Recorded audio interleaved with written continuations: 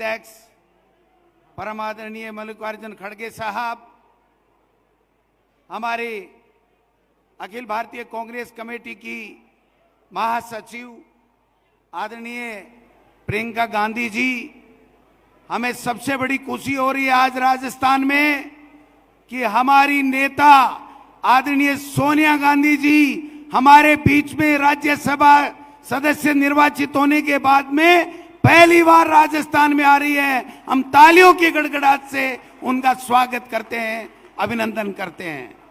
आदरणीय अशोक गहलोत साहब, आदरणीय सचिन पायलट जी, आदरणीय हमारे प्रभारी रंधावा साहब, हमारे नेता प्रतिपक्ष आदरणीय टीकाराम जूली जी, हमारे मंच के ऊपर बैठे हुए तमाम नेतागण, हमारे आदरणीय बुजुर्गों, युवा साथियों, हमारे प्रेस के मीडिया बंधुओं, सबसे पहले मैं आदरणीय खड़गे साहब का, मैडम सोनिया गांधी जी का, प्रियंका गांधी जी का ये जो हमारा न्याय पत्र 2024 जो कल लॉन्च किया है, उसको लेकर के जो आज जयपुर में राजस्थान में हमें यहां पर सभा करने का जो मौका दिया, इसके लिए मैं आपका हार्दिक स्वागत करता हूं, बहुत बहुत अभिनंदन करता हूं।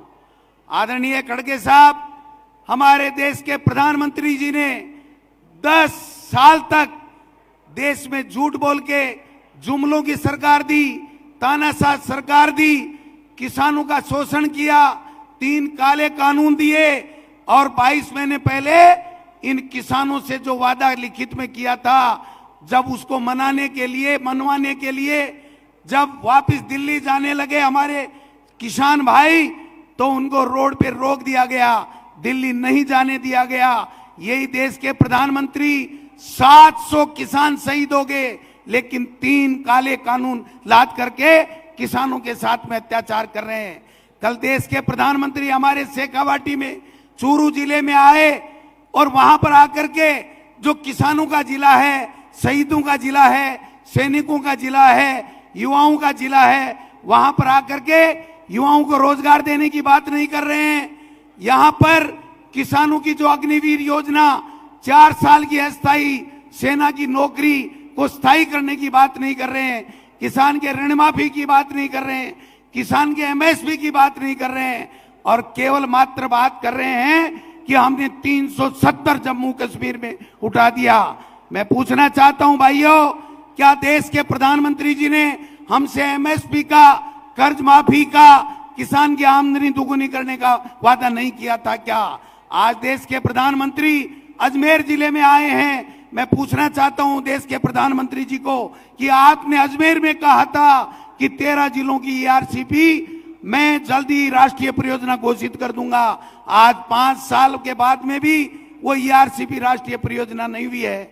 यहां पर एक इस प्रकार से पर्ची से बनी हुई सरकार थोप दी, और उस सरकार के बनाने से पहले देश के प्रधानमंत्री ने यह कहा था कि हरियाणा का और राजस्थान का पेट्रोल का भाव बराबर कर दूंगा।